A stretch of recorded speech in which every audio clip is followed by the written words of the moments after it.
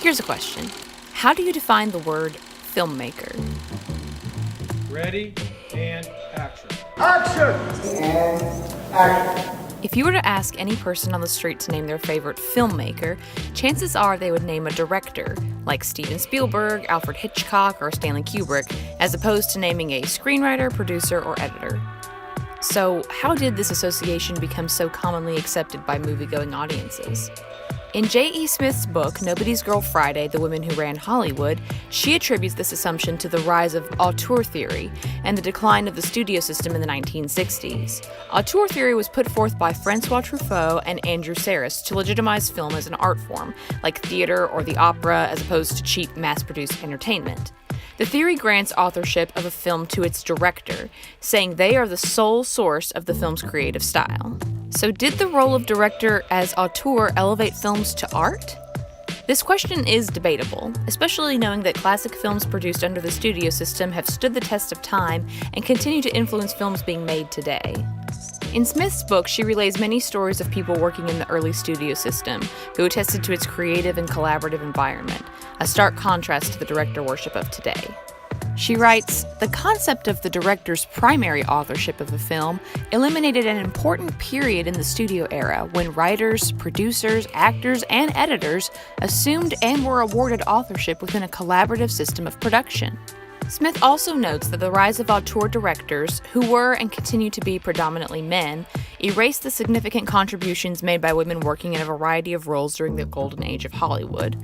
While Smyth recognizes many unsung female producers, writers, and actors, I think some of her most compelling arguments for shared authorship are discussed in her chapter on the editor. This position has a long history of being occupied by women, and early female editors developed film language as we know it today. Film editor Barbara McLean explained her job as having to make sense out of all the stuff the director shoots, eliminating loose ends and poorly made scenes, switching his continuity, simplifying the story and speeding it up, giving it rhythm and otherwise trying to make the picture so good that you won't squirm and get restless when you see it.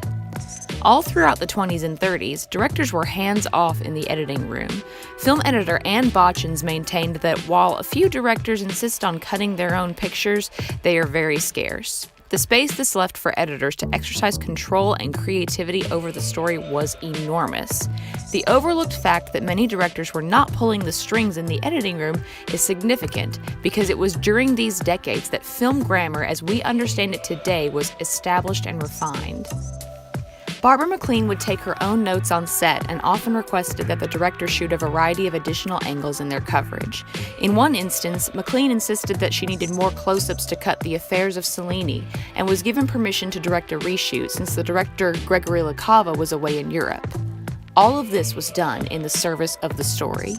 McLean said, "In cutting, we must retain the spectacle and the terror, and yet the story with the necessary close-ups must be kept going at a good pace." While pacing is incredibly important, this insistence on a variety of shots was not simply an excuse to control the rhythm of a scene. Editors also understood that different shots, like wide angles, medium shots, and close-ups, communicated different information and emotions. After discovering the level of control editors had over the final film, directors began to petition for more influence in the editing room after World War II. While many editors learned to work with them, directors were often perceived as obstacles to the cutting process. While working with Joseph Mankiewicz, McLean recalled that he falls in love with his own film and is unable to consider the audience's experience, which could ultimately be detrimental to the film. John Ford used sexist tactics on set to dismiss the editor's requests for more coverage and declared in interviews that his films were editor-proof because he shot so little footage that there was only one way to cut the film. His way. McLean negated his claim, but Ford's petty defensiveness of his artistic control in the final cut is interesting, to say the least. If nothing else, it confirms that editors deserve the recognition of shared authorship.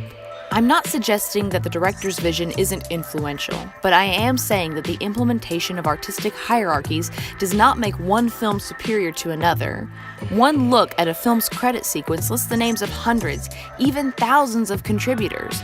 All of these people helped to make the film, so why are they not considered filmmakers? Let us instead share credit where credit is due, because ultimately, film is collaborative.